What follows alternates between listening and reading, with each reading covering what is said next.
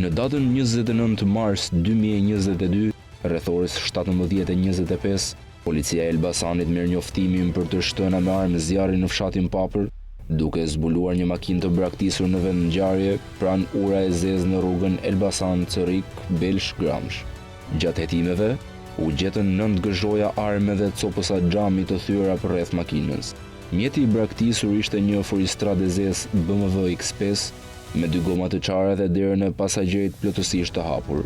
Pranë tij u gjetën një bidon benzine dhe një çakmak. Automjeti kishte vrimat të plumbave në sinjalin e pasmë dhe xhami ishte thyer, ndërsa xhami i parë kishte një krisje të çrregull. Policia ka gjetur edhe gjurmë papilare dhe mbjetje biologjike brenda automjetit.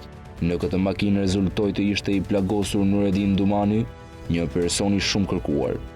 Dumani, me porosi nga Suel Çela, kishte ardhur nga Kosova për të vrarë Elton Kilën. Kjo ngjarje u zbardh nga Henry Hoxhaj, i cili u shpreh se Dumani kishte kërkuar ndihmën e tij për të realizuar vrasjen. Dumani i kishte premtuar një pagesë prej 70.000 eurosh për këtë akt dhe Hoxha e kishte studiuar terrenin, duke u përpjekur disa herë për të realizuar vrasjen. Kur e pato pamundur të vepronte vetëm, Dumani e kishte kërkuar Hoxhajn për ta ndihmuar në eliminimin e Kilës.